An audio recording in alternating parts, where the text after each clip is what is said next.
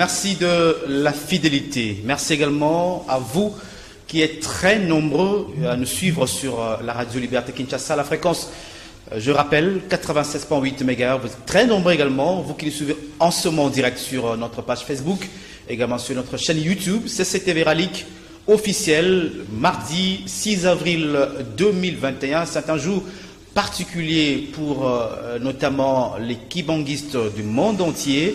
6 avril, centenaire du kibanguisme, une grande manifestation qui va se dérouler à Kamba, Jérusalem, en présence du chef de l'État, Félix Antoine Tshisekedi Tshilombo. Assemblée provinciale de Kinshasa, vive tension hier. Finalement, le pasteur Godepoi conserve son fauteuil de président de cet organe délibérant de la ville-province de Kinshasa.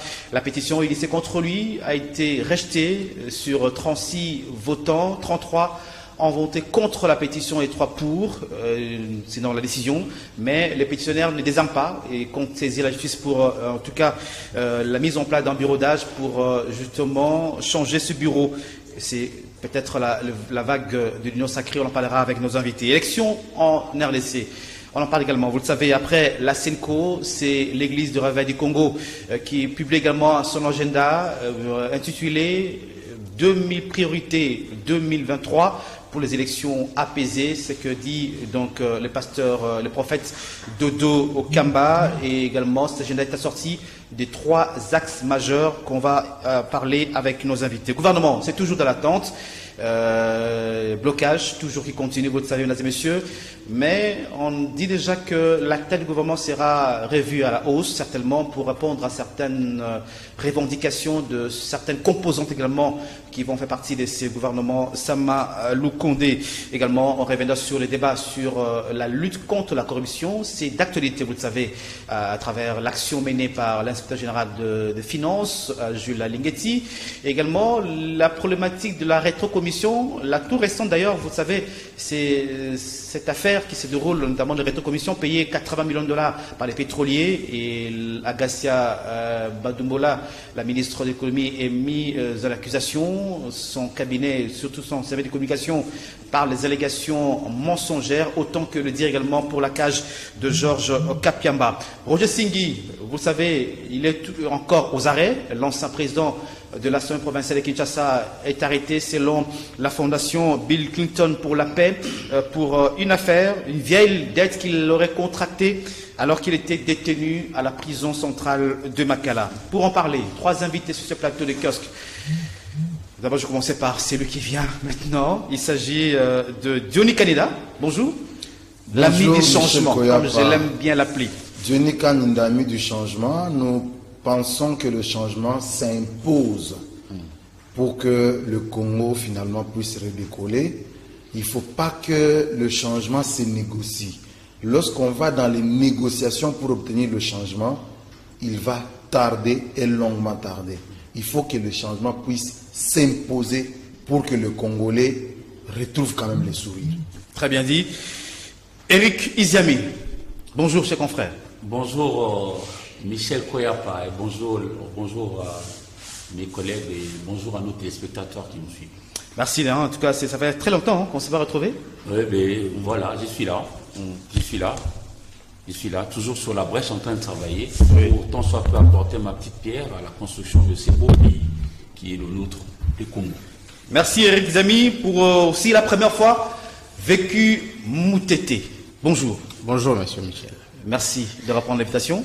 Merci beaucoup d'être honoré à participer à cette grande émission qui est suivie par tous les Congolais, que ce soit à Kinshasa ou dans le fin fond de la République démocratique du Congo.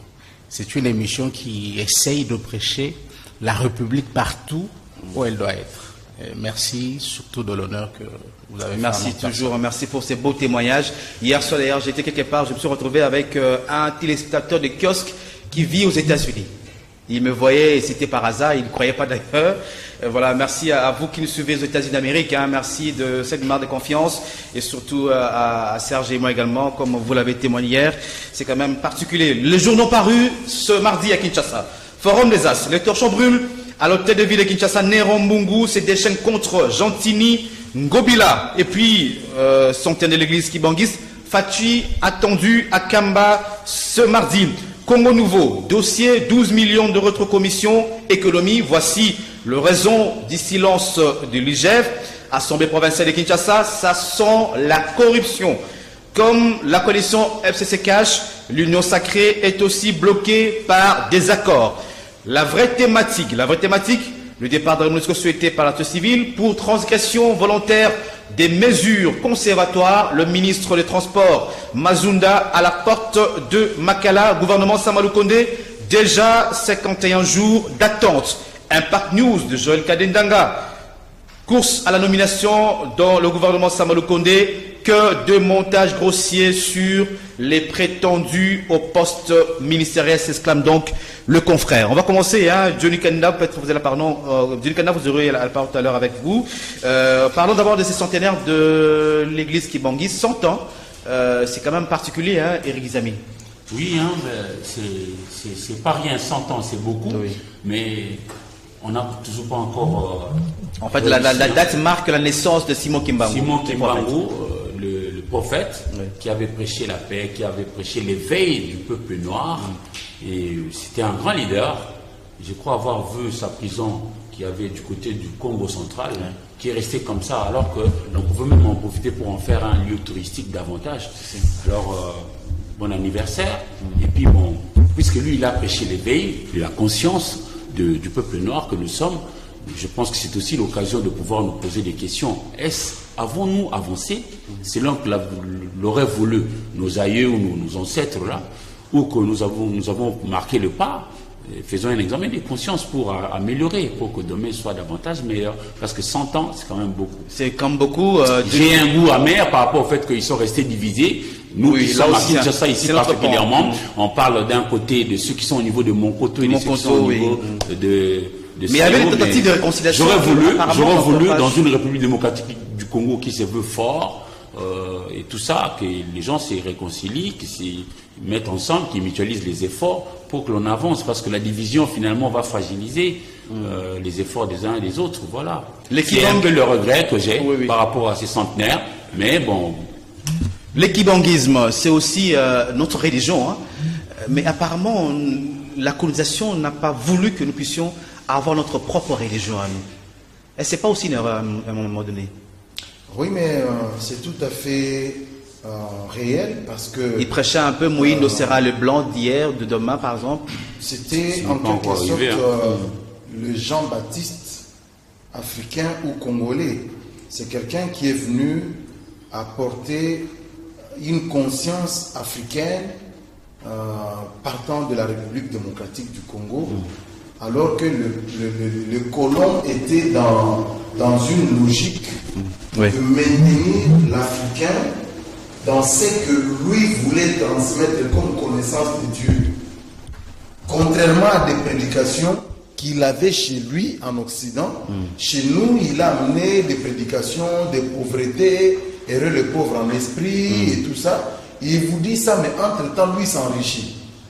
Mais le prophète Kimbangu sera parmi des personnes que Dieu a visitées et en qui Dieu a donné un message fort. C'est vrai qu'il y a des dérapages aujourd'hui sur le message de Simon Kimbangu, mais c'est un vrai prophète de Dieu. Un vrai prophète de Dieu qui a réalisé beaucoup de miracles à partir de Mbanzangungu. Exactement, beaucoup de miracles. Beaucoup de miracles. Mais aujourd'hui, un peu comme Eric l'a dit, c'est un centenaire qui vient dans un contexte de division. Ça, c'est quand même regrettable. Le chef de l'État est obligé de se déplacer pour Nkamba, parce que même ceux qui sont à Monkoto, ils reconnaissent toujours qu'ils ont une seule terre sainte, c'est Nkamba. Et ils reconnaissent avoir un seul chef spirituel qui est Simon Kinbangu. Donc, de ce fait-là, je crois qu'il serait important qu'il y ait des bons offices pour tenter de réconcilier la famille. Oui, la famille, c'est la famille, succession. Mais après, il y a des gens qui sont autour de l'actuel chef spirituel qui ne permettent pas qu'il y ait rencontre entre les deux camps de la famille. Si jamais ça arrivait, parce que moi j'ai réalisé des émissions avec Papa sur le Kélé, oui. tu sens qu'il y a ce désir-là que les frères se rencontrent pour parler. Mais les gens qui sont à leur côté ne permettent pas cela. Si par l'entremise du président de la République, on peut obtenir ce rapprochement entre les deux, vous verrez que ce malentendu va se dissiper. Ce qu'on considère comme les minoritaires aujourd'hui, à Monkoto. Mais lorsque vous allez en Angola, ce sont eux qui sont majoritaires. Ils ont une très grande église en Angola. Lorsque vous allez au Congo-Brazzaville, ils ont une très grande église. C'est ça qu'on appelle l'espace 26. Et ceux de Monkoto, quand vous regardez, quand vous regardez cet espace-là, ceux de Monkoto, ils sont majoritaires. Mais ceux de Sayo, ici, ils sont majoritaires à Kinshasa. Donc moi je pense qu'il est temps que oui, le chef va donc il faut aussi une réconciliation qui soit scellée. Tenter de rapprocher les deux familles, parce que il me disait par exemple les enfants en souffrent. Les enfants souffrent et c'est compliqué quand même qu'une famille comme ça, qui est très considérée de par le monde, mais qui s'en déchire, c'est vraiment un peu... Les valeurs de kibanguisme également, c'est comme vécu, vous avez la parole. À un moment donné, cette fameuse action qu'ils entreprennent, les Tsitsani par exemple, l'autoprise en charge, c'est cela aussi le kibanguisme aussi. Ils sont particuliers, ils ne dépendent pas des aides de l'extérieur, mais eux-mêmes cotisent, font ce qu'ils font, ils construisent leur temple, ils construisent leur mausolée, aujourd'hui, il y a, je crois, un musée qui a été construit d'ailleurs, je crois, à Kamba, qui sera inauguré par le chef d'État, certainement. Revenons sur les valeurs. Oui, dans une république, la célébration de la foi, c'est un droit garanti, et constitutionnellement garanti. Je ne peux que féliciter les kimbanguistes, parce que 100 ans ce n'est pas peu. Cela prouve à suffisance que la vision était bonne et que l'inspiration était finalement divine. Et donc pour le reste, n'étant pas kimbanguiste, je ne voudrais pas me permettre à émettre une critique là-dessus, parce qu'il faut respecter la liberté de chacun, mais je pense que du côté de l'organisation, ils sont en félicité. Il y a peu d'églises dans notre pays qui ont cette longévité-là. Et donc de ces côtés-là, c'est la preuve qu'ils sont bien organisés et nous ne pouvons que leur féliciter. Merci pour ces témoignages. Je crois bonne fête à tous les kibanguistes du monde entier, même ceux également qui seront à Kamba, nous ne serons pas là. Je crois que certains de nos confrères qui sont sur place vont devoir nous donner un peu en temps réel les reportages sur la célébration de ces centenaires. Avançons pour parler de l'Assemblée provinciale de Kinshasa. Hier, c'était mouvementé à l'Assemblée provinciale de Kinshasa avec la pétition qui a été signée par 17 députés provinciaux. Finalement, dans la cacophonie, la pétition a été rejetée, 36 votants au total. Il y avait que 33 qui ont voté contre cette pétition et 3 pour, malheureusement. Donc Godepo est par conséquent garde son fauteuil président de l'Assemblée provinciale.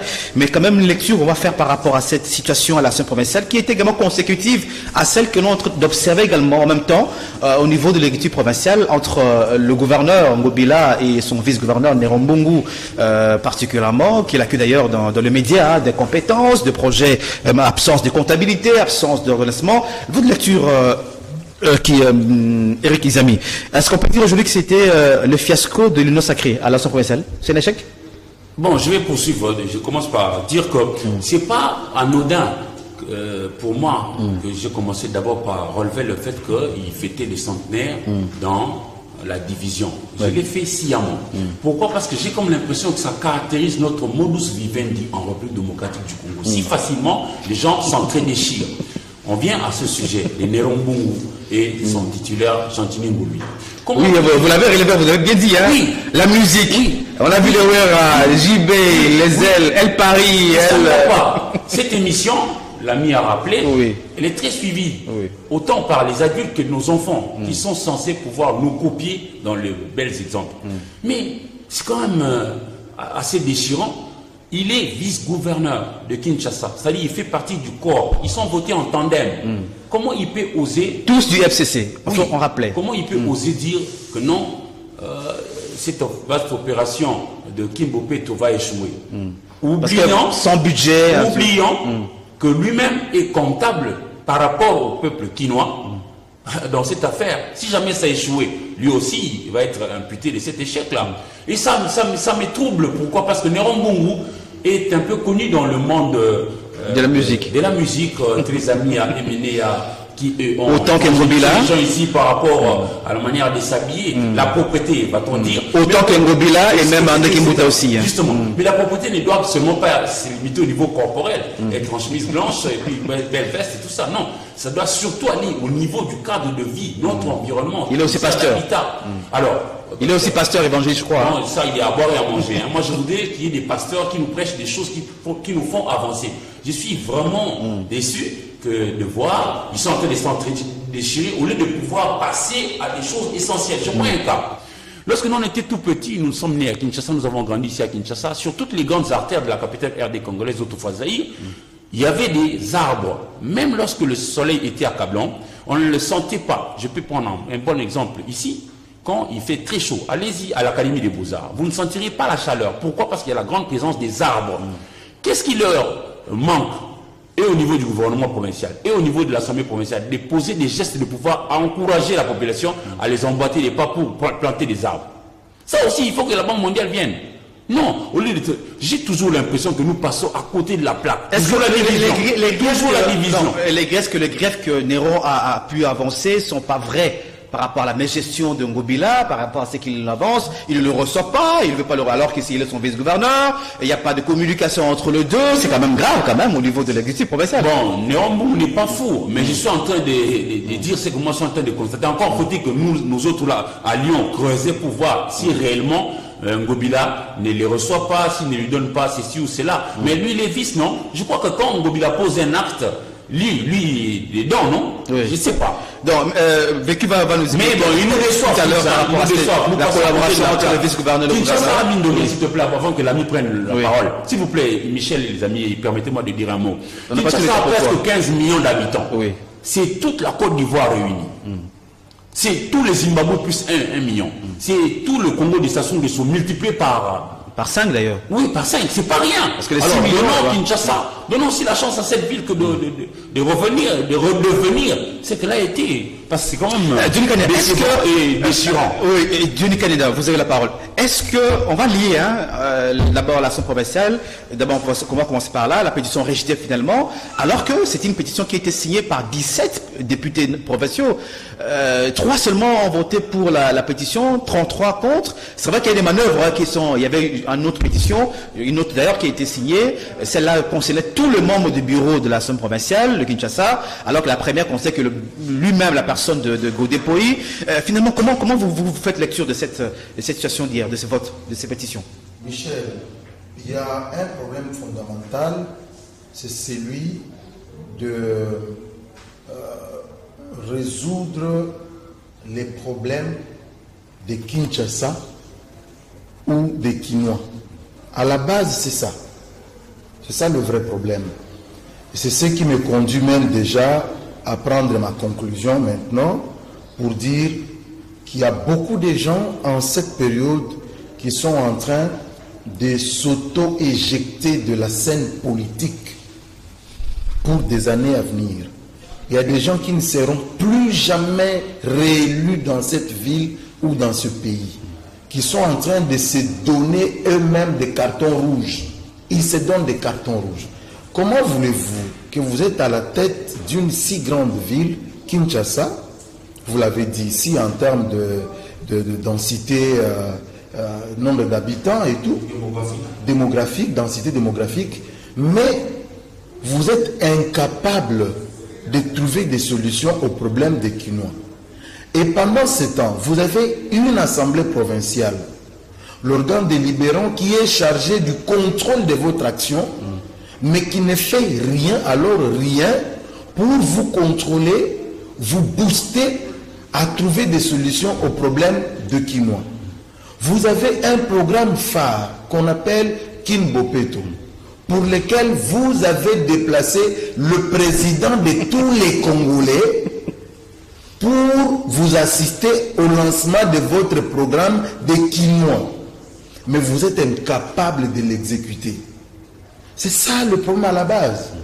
Et maintenant, lorsqu'on considère ce qui se passe à l'Assemblée provinciale, on constate qu'il y a des personnes qui aiment le statu quo. Des personnes qui ne veulent pas que les choses changent, qui ne veulent pas que les Quinois sourissent. Et ces gens-là, ils s'organisent dans des cabanes, ils mettent l'argent en jeu, ils mettent tout leur réseau en jeu pour se maintenir au pouvoir. Moi, je ne vois plus la place de Godin Poyi à la tête de l'Assemblée provinciale. Il doit être sanctionné parce qu'on n'a pas senti les ministres provinciaux d'Ngobila. C'est vrai qu'on peut voir directement Ngobila, mais Ngobila des ministres provinciaux, est-ce que vous en connaissez? Est-ce que vous les avez vus à l'œuvre? Pourquoi on ne les a pas vus à l'œuvre? Parce qu'on a une assemblée provinciale qui n'agit pas. On dit que l'assemblée provinciale est dans la poche de Ngobila finalement. C'est des copains. On peut citer... C'est dans la poche de Ngobila. Alors, si on veut vraiment aider cette ville, je crois qu'il faut commencer par sanctionner Godin Poyi.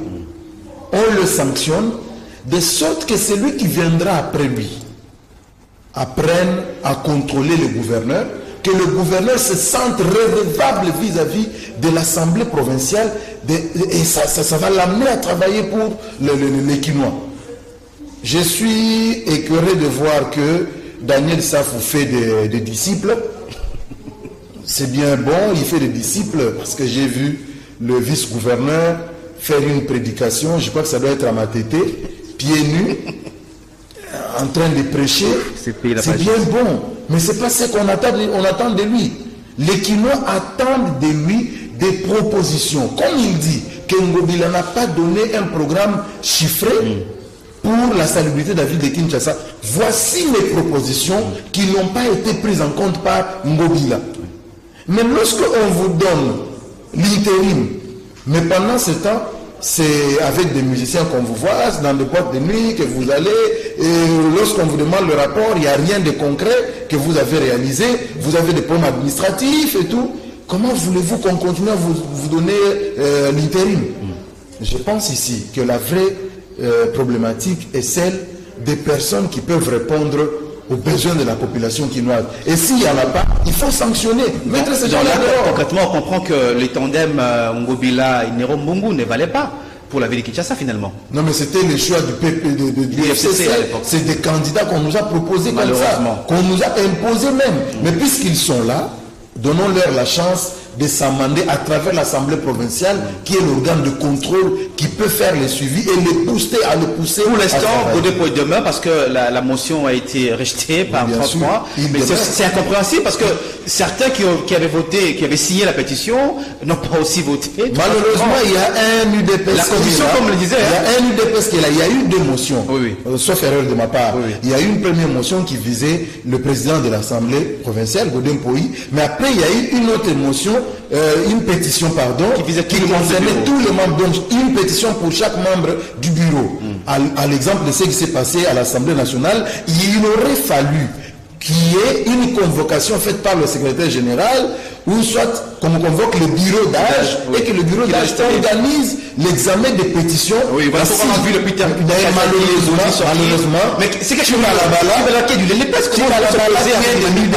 Chibalabala qui est de l'UDPS, contrairement à ce que lui a demandé Peter Kazadi, qui lui a dit, cher frère, il y a eu aussi une pétition contre vous, vous devez vous retirer et laisser mettre en place un bureau d'âge qui va examiner la pétition. Si on trouve que vous êtes quitte, vous serez acquitté et vous allez continuer à exercer votre travail. Mais si vous allez à l'encontre, nous allons... Et maintenant, moi je crois qu'il faut la justice, que le Conseil d'État puisse se prononcer pour...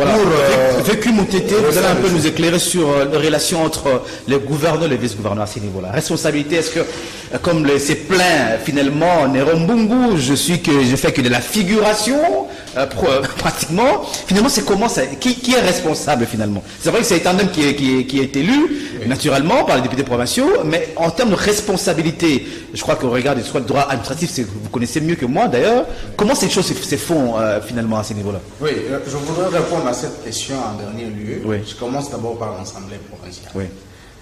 Il est quand même malheureux de constater que le pasteur Ngoï, plutôt Godé, n'a pas été pasteur hier. Parce que lorsqu'on est pasteur, il faut l'être tout le jour. Même le bon sens impose que lorsque vous êtes visé par une action du genre de l'Assemblée provinciale, il faut se mettre en retrait et laisser d'autres personnes traiter de cette question-là.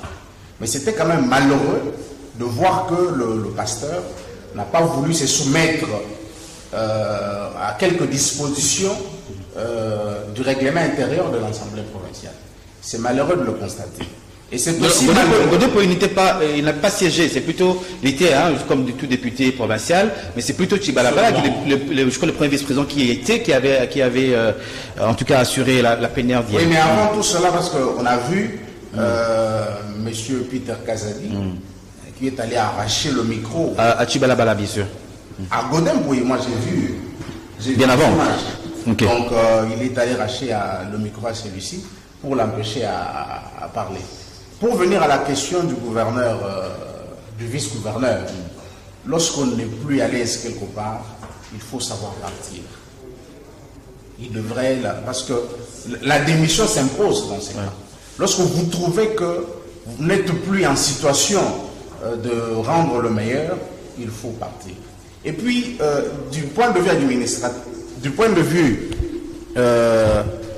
administratif, le gouverneur représente le gouvernement central en province, du point de vue administratif. On dit même qu'il est le représentant chef de l'État. Oui, ça c'est politique. Oui. Mais administrativement, le gouverneur représente, il suffit de lire la loi sur la libre administration de province, vous allez comprendre que le gouverneur représente le gouvernement central. Qu'est-ce qu'il fallait faire pour éviter ce genre de couac? Vous constaterez que le gouvernement central est organisé par une ordonnance qui fixe le fonctionnement, l'organisation et le fonctionnement du gouvernement. Cela devrait se répercuter au niveau de province. Le gouverneur, en principe, devrait prendre un arrêté qui fixe les tâches de tout le monde, qui attribue les compétences à chaque membre de son exécutif. On aurait évité ces genres de scandales auxquels nous sommes exposés par le vice-gouverneur de Rombou. Et donc, s'il pense qu'il n'est plus à sa place, le mieux à faire, c'est de rendre l'établier. Il peut aller servir la République, peut-être dans l'Assemblée, il semble qu'il est... Cette propension à pouvoir toujours traiter des affaires de l'État dans le média, dans la place publique, je ne comprends pas, il n'y a pas que seulement la politique, il y a ça un peu partout.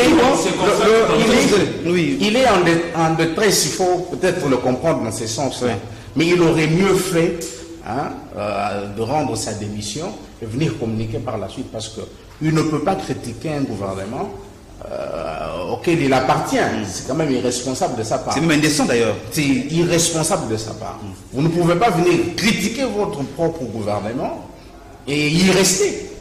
La moindre des choses serait de partir, de démissionner et de venir critiquer par la suite. Donc aujourd'hui, à la tête de Kinshasa, nous avons le gouverneur qui a son opposant, son vice-gouverneur. C'est compliqué, parce que quand vous regardez ce qui se passe au niveau de l'exécutif provincial, vous regardez maintenant ce qui se passe au niveau de la province, et donc on peut conclure que Kinshasa est dans la mauvaise posture. Comment pouvons-nous espérer le développement de Kinshasa avec des institutions qui ne fonctionnent pas régulièrement? Et donc il sera très difficile, et il revient au président de la République, parce que... En même temps aussi, cela renforce l'incivisme fiscal, parce qu'aujourd'hui on dit payons la vignette. Quand déjà Nero nous dit qu'il n'y a pas de comptabilité, il n'y a pas de lancement, qui va encore payer la vignette? C'est compliqué. C'est tout à fait compliqué. C'est compliqué. J'ai même raison. Pendant la campagne, on l'avait dit. Il y avait même ces candidats qui ont dit Déo Kassoum d'ailleurs, il était valable. Il y avait un merveilleux programme. Malheureusement, on n'a pas voté. Nous avons Claude Malouma d'ailleurs qui disait, qui interpellait le chef d'État, il faut choisir des gens qui puissent aider Kinshasa à décoller. C'est les miroirs de la République. Je pense à l'ensemble de le gouverneur Claude Malouma, je le sais d'ailleurs, qui nous suit chaque jour sur kiosque. Parlons élections avec ces nouvel agenda de l'Église de réveil du Congo publié. Priorité 2023, 6 axes majeurs par rapport à l'agenda publié par le prophète de Dokamba. Réformes électorales, éducation civique et électorale, observation électorale, promotion de la participation des femmes, de jeunes et des marginalisés, justice et sécurité électorale, médiation et résolution des conflits électoraux. Et les amis, pour cette problématique, je crois que les débats aujourd'hui tournent autour des réformes avant la désignation les animateurs. Mais aujourd'hui, on sent que... au niveau du Parlement. Oui, au Parlement, mais quand même, on sent qu'au niveau des confesseurs religieux, les violences s'accordent finalement. Ben, moi, c'est la priorité que nous devons tenir. La Séncoladie... Je voudrais vraiment m'y ranger dans le réalisme. Oui. Ça s'accorde, voyons voir. On va poursuivre, on va évoluer et on verra si réellement ils se sont accordés. Parce que généralement chez nous, vous avez vu, non? Quand on commence, on peut bien s'entendre sur papier. Mais lorsqu'il faudra pratiquer maintenant tout ce qu'on s'est décidé sur papier, c'est là où ça pose problème. Et bon, je salue, il y a peu ici, Léon Kim Wadondo, l'ancien président du Sénat, avait dit qu'il y avait un problème d'homme. Les gens lui ont remonté des bretelles comme quoi que lui n'avait pas des leçons à faire aux gens. Mais je crois que chez nous, ça passe mieux, si tu me permets de prendre un adage chez nous qui dit ce que soit une amboloko, ou un anatika qui m'embang ou bien. Attends que soit une amboloko, ou un anatika qui m'embang ou bien. Un monsieur comme King Wadondo, du haut de son grand âge, quand il dit qu'il y a un problème d'homme, alors cette fois-là, si les confessions religieuses se sont remises en question et se sont mises à faire un examen de conscience approfondi pour corriger, allons-y, on verra. Mais nous attendons des réformes qui devront, à mon sens, commencer au niveau du Parlement parce que les lois doivent aussi être adaptées par rapport à ce que nous voulons faire réellement pour avoir de bonnes directions. Mais par rapport à ça, il y a un débat houleux autour de plusieurs aspects non encore résolus jusqu'à ces jours. Et nous passons toujours à côté de la plaque pour qu'est-ce qui doit venir avant? Des réformes ou des désignations d'animateurs? Nanga est en dépassement des mandats, vous le savez d'ailleurs. Nous aurions eu des acteurs qui savent transcender pour prioriser la cause du Congo. Nous pourrions même faire concomitamment. Mais là, j'ai comme l'impression que, sachant que chez nous, généralement, on va se dire des bonnes choses. Mais lorsqu'il faudra mettre en pratique, ça va capoter encore. Je préfère qu'on commence par des réformes s'il y en a, parce qu'il y a eu d'autres propositions, notamment la loi Lutundula, le G13 aussi. Tout ce que les G13 ont fait et tout ça. Voyons, voir comment... Johnny Kalida? Non, mais il faut que nous puissions considérer que notre pays a besoin d'un vrai changement. Alors le changement à tous les niveaux par un engagement de tous les Congolais, où que vous soyez. Au mot changement, il faut toujours ajouter le mot positif. Hein, parce que le changement peut être aussi dans le malus. Oui, oui, ça c'est une nuance. Voilà. Oui. C'est un changement positif que nous voulons. Voilà. Lorsque j'en parle, Michel Koyapa, je le dis toujours avec beaucoup de passion, avec tout mon cœur, parce qu'on a comme impression que les gens ne comprennent pas cette dimension-là du changement. Les gens veulent le statu quo, ils veulent qu'on reste là où on est et qu'on n'évolue pas, alors que c'est regrettable. C'est regrettable. Je sais que tu es coincé par ton temps, mais j'ai quelque chose qui me préoccupe. Oui. Tu l'as dit ici dans l'introduction, c'est notamment ce qui se passe au ministère de l'économie, oui, et le directeur de cabinet du chef de l'État et les sociétés pétrolières. Oui. Nous voulons l'électrocommission. La fameuse électrocommission. Voilà. L'électrocommission. C'est une préoccupation pour moi, je m'en voudrais énormément si je n'en parlais pas. Les bases, c'est lesquelles? 1. La commission, c'est un mot français. C'est une pratique qui existe de par le monde. On ne peut pas confondre commission et corruption. C'est deux mots distincts. La corruption est une infraction, mais la commission n'est pas une infraction. C'est, je ne vais pas définir ici, chacun connaît c'est quoi la commission. Oui. Mais là où les bas blessent, c'est lorsque on voit que toujours les Congolais dans cet esprit de division, comme le disait Eric, lorsque on approche à des moments comme ça, on doit nommer un gouvernement, ou on doit promouvoir les enjeux politiques, là c'est compliqué. La période des enjeux politiques de taille, c'est là que tu vois les Congolais sortir, leur haine, leur jalousie, ça sort de toutes parts. On a parlé, pasteur, ils doivent prêcher la mort. Les coups bas. Les coups bas. Non. Le directeur de cabinet du chef de l'État, il écrit au ministre des Finances. Oui.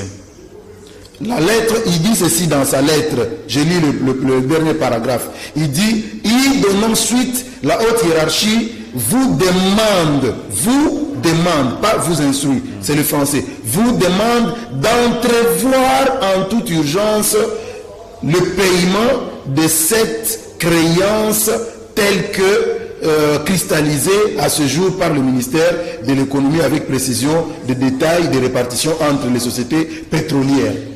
C'est-à-dire que le ministère de l'économie saisit le chef de l'État du danger qu'il y a. Les sociétés pétrolières qui gèlent le prix par rapport aux éléments qui sont sur le terrain, il faut qu'il y ait augmentation. Ouais. Mais ils n'augmentent pas le prix. En contrepartie, le gouvernement leur verse une quote-part qui leur permet de suppléer au déficit qu'ils ont créé par le gel du prix. Mais ça a pris du temps, on ne payait pas. Ils saisissent le ministère de l'économie pour dire, Madame la ministre, regardez, nous on souffre dans notre société. Il faut que le président de la République fasse quelque chose. Et en ce temps-là, le chef de l'État est saisi, le directeur de cabinet écrit au ministre des Finances pour lui demander d'entrevoir une solution. Mais regardez ce que les confrères écrivent.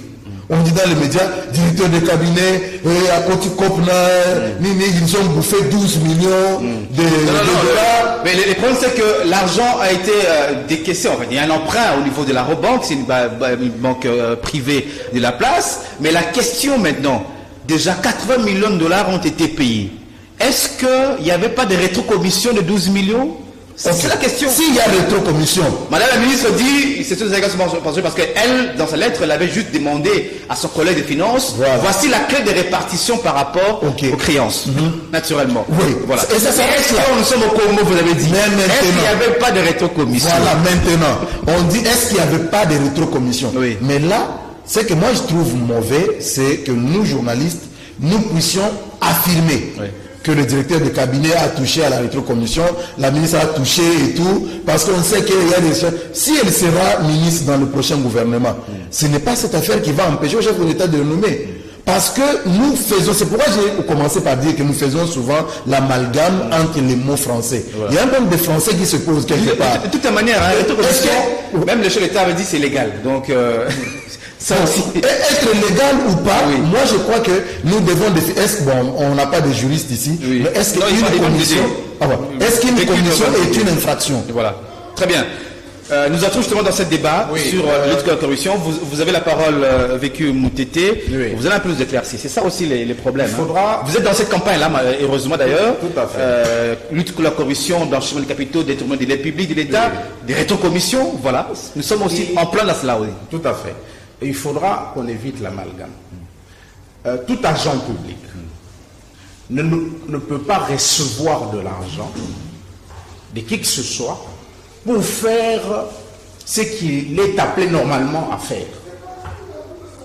Ailleurs, ça s'appelle pot de vin. Vous ne pouvez pas, parce que vous êtes astreint à une obligation étatique, vous ne pouvez pas exercer votre fonction et attendre qu'on vous paye. Et donc, nous ne devons pas nous permettre à dire que la rétrocommission, c'est une bonne chose pour l'administration publique. Non. En tout cas, on doit cesser à le dire. Il faut savoir... Malheureusement, c'est une pratique courante. Non, c'est dans l'administration publique. En tout cas, ça s'approche de la corruption. Oui, mais comment encadrer cela? C'est pourquoi... Oui, c'est une question de mécanisme qu'on doit mettre en place pour justement éviter ces gens de parmi les propositions que nous avons, parce que nous avons d'abord dit que concernant les infractions de corruption et de détournement, on a proposé qu'on puisse supprimer la prescription pour ces deux infractions. Je me permets de définir un peu la prescription. C'est la perte de droit de poursuivre après l'écoulement d'un certain délai. Il faudra qu'on supprime la prescription. Pour le détournement, parce qu'on dit la peine c'est de 1 à 20 ans, la prescription, si quelqu'un est condamné à 20 ans, c'est 10 ans. Et donc si quelqu'un s'évade et qu'il a détourné après 10 ans, si le ministère public n'avait pas posé les actes n'avait pas déclenché l'action publique, il sera difficile de le poursuivre après 10 ans. Et nous avons dit qu'il faut qu'on puisse supprimer la prescription pour les infractions telles que le détournement et la corruption. Et en sus de cela, nous avons encore proposé qu'on puisse mettre en place le parquet national financier, le PNF, c'est le parquet national financier, c'est le procureur général financier qui va être l'architecte de la lutte contre la corruption, contre les détournements, contre toutes les atteintes aux finances publiques. Alors, ça devient urgent. Parce que lorsque vous voyez le travail qui est fait par le GEF, surtout dans la communication, oui, c'est lui qui devait le faire normalement, c'est un procureur qui peut tenir de conférences lorsqu'il a suffisamment d'éléments sur de fraude fiscale, sur de détournement de deniers publics et tout. C'est lui qui devrait en principe communiquer. Et l'IGF va se limiter juste à mener son enquête et donner les éléments au procureur financier qui va directement saisir, parce que nous voulons que ces parquets-là soient attachés au tribunal de grande instance, qui va, selon les cas, saisir la juridiction compétente pour que le concerné puisse être directement et immédiatement jugé. D'accord. C'est bien aussi, hein, les grands débats aussi, c'est autour de cette communication, oui, mais aussi l'accompagnement. On est un pays atypique. C'est vrai qu'on peut s'insurger contre le travail qu'a fait l'IGF, oui, mais vous savez que moi j'ai la chance d'être dans les provinces, à l'intérieur du pays. Oui. Les conséquences de la corruption, il faut les vivre dans les provinces. Où vous trouvez les gens qui manquent même même 100 francs pour s'acheter même un paracétamol par exemple. Et ça, c'est les conséquences, on le vit à l'extérieur. Oui. Comment y mettre face si ce n'est pas un accompagnement en termes de l'opinion, en termes de mobilisation de l'opinion par rapport à cela? Non. Les gens veulent que, non, quand l'IGF fait ce travail, on se cache, on n'en parle pas. On ne reforme pas avec des discours. Oui. C'est une question que j'ai posée au Premier ministre à travers les réseaux sociaux. J'ai demandé à M. Sam Lukonde, est-ce que vous êtes sûr que l'arsenal juridique actuel de lutte contre la corruption va vous permettre à lutter efficacement contre la corruption? Bon, d'où ces propositions qu'on vient de faire. Très bien. Très Donc, bien. Et puis la République, parce que la corruption ou les effets de la corruption, tous peuvent être ressentis en Gandajika. Oui, naturellement. Vous pouvez détourner ici et détruire des vies à travers la... Et c'est le cas pour le Congo, hein, justement. Voilà. Donc, c'est cet aspect aussi, on en parle aussi.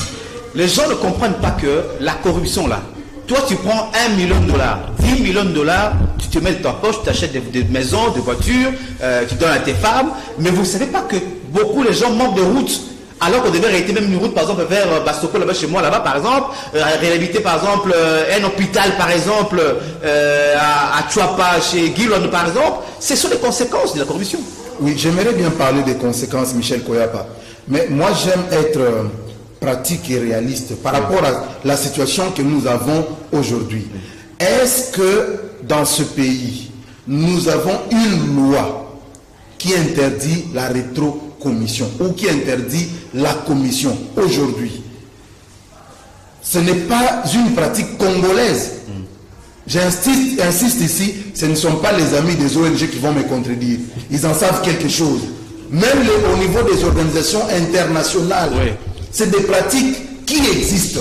Mais maintenant, le problème, c'est quoi? C'est que moi, je voudrais condamner ici, c'est le fait que lorsque vous avez 1000 francs pour réaliser, exécuter un travail, et que sur les 1000 francs, vous défalquez 200, 300 ou 400 ou quels que soient les montants, sur ce qui était destiné au travail, je crois que c'est ça qui est punissable dans notre loi. Tout à l'heure, mon ami parlait de l'agent public. Nous devons comprendre une chose, que les gens qui perçoivent des commissions, déjà que ça ne laisse pas de traces. Ça, c'est un premier élément.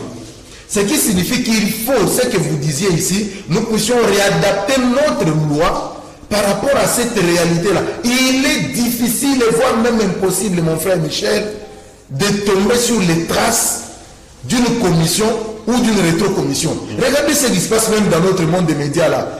Vous allez dans une entreprise ou une agence qui vous donne la publicité. Vous avez droit à $1000. Mais vous arrivez, l'agent qui vient pour vous donner la publicité, il vous dit, mon cher frère, c'est $1000. Mais toi, tu vas prendre 700. Moi, je vais prendre 300, mais tu me signes 1000. Et tu le fais. Mais comment tu peux prouver? Mais ce ne sont pas des pratiques encouragées. Hein. Ce n'est pas encouragé ça. C'est ce que je suis en train de dire. Je suis en train de dire qu'il faudrait que nos députés, nos élus, pensent à adapter la loi. Je suis content de légiférer dans le parquet financier et tout. Voilà. Il faut que nos députés arrivent à donner des lois qui peuvent encadrer ces pratiques-là pour y mettre fin. C'est des réalités. Mais aujourd'hui, il est difficile de pouvoir lutter contre cela. Mettre en place les lois, c'est bien, mais ceux qui doivent pratiquer, nous tous devons respecter la loi doit être personnelle, doivent être aussi professionnels. Parce que je remarque aussi qu'il y a des gens qui s'adonnent à pouvoir diaboliser gratuitement certains acteurs au motif qu'ils ont fait X ou Y choses, alors qu'en réalité, il n'en est pas question. Nous devons comprendre certaines choses. C'est cela aussi. Il ne faut pas diaboliser impunément les gens pour dire que Michel a volé pendant que vous n'avez pas suffisamment d'éléments pour l'accuser. Chez nous, la diabolisation est devenue gratuite. Ce qui est vrai, l'IGF va commencer son travail, il le finira dans ces pays, il ne citera jamais le nom de Michel Kouyaté. Parce que je me réponds de rien. Ceux qui s'agissent naturellement, ils savent ce qu'ils ont fait. Les instances judiciaires sont là, mais moi je demande à ce que l'on soit tous professionnels dans ce que nous faisons. N'accusons pas gratuitement. Parce que chez nous, l'accusation, elle est vraiment gratuite. Voilà, nous sommes à la fin de l'émission. Concluez avec Moutete. Un mot? Oui, voilà. Malheureusement, le temps n'est pas notre allié. Oui. Mais il faudra décourager absolument la rétrocommission. Exactement. Je vais essayer de m'agir. Comment? Vous êtes, monsieur Michel est ministre. Oui. Vous êtes ministre de l'économie, par exemple. Oui. Les pétroliers viennent vous voir parce qu'ils ont besoin qu'on paye leurs créances. C'est dans vos attributions. Vous écrivez au ministre des Finances et celui-ci s'exécute. Voyez-vous? Vous avez fait votre travail. Vous êtes payé pour ça. Vous êtes ministre pour cela. Et à la fin, vous sollicitez qu'on vous donne de l'argent par ces gens-là.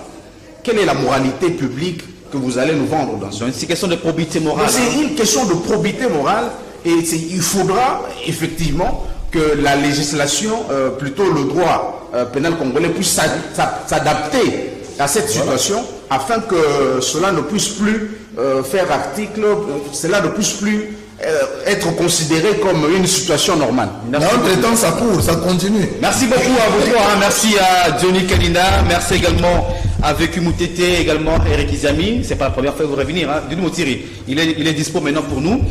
Nous sommes à la fin de l'émission. Le gouvernement Samuel Okonde, c'est une question qu'on m'a posée. Une personne. Demain ou après-demain? Non, demain après demain.